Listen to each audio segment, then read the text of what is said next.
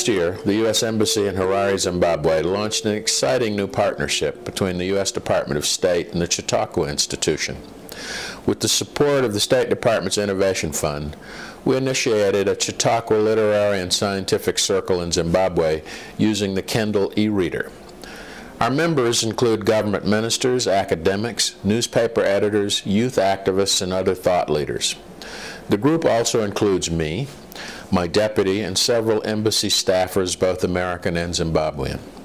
To say that the discussions were exciting, productive, and energetic understates the impact this initiative has had on communications dynamics here. While none of the books relate to or even mention Zimbabwe, our group discussions have directly touched on many social, cultural, and political problems that have plagued this country for decades.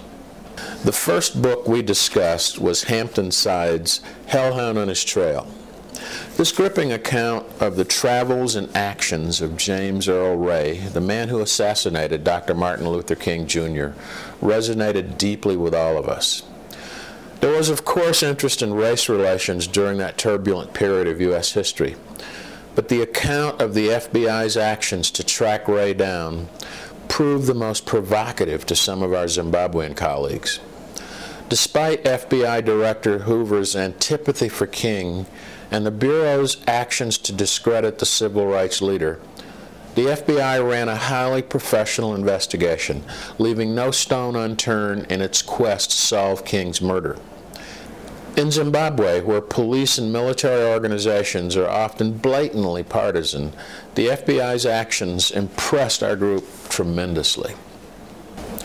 Having completed all 12 books on our reading list, as well as about 8 more from the historical list, I've found a nugget of wisdom in each that can be applied to all the tasks I set for myself in Zimbabwe. From the beginning, my aim was to bridge the cultural and political divides separating our two countries for the past decade, and to build a more rational dialogue with moderate, forward-looking Zimbabwean counterparts. Great books, like the ones on the CLSC list, and the intellectual concepts that they contain provoke the kind of discussions that span gaps of misunderstanding and allow people from different cultures to find a common language. A discussion of what's the right thing to do from a philosophical viewpoint is non-threatening and allows the issue to be dissected without the acrimony that is generated from a discussion of specific situations. All of the books on the list, such as Justice, What's the Right Thing to Do, and Islam, A Short History, contain universal principles that, when discussed, point to solutions for the problems we face. Discussing these principles has helped us to start building the necessary bridges to reconnect our people and our countries in a mutually beneficial way. In addition, it has helped each of us to grow as individuals. Sharing ideas and interpretations in a collegial atmosphere has demonstrated that there is more that binds us together than there is that separates us. I want to thank the Chautauqua Institution for partnering with us in this great initiative. And I'd like to especially thank Shara Babcock, Peg Snyder, and Marianne Carslake for their outstanding support throughout the past year. 12 members of the Chautauqua Literary and Scientific Circle of Zimbabwe, including me, are proud graduates of the CLSC class of 2012. It's an honor to be part of this illustrious and prestigious American institution. Thank you, and I look forward to visiting Chautauqua personally sometime in the future.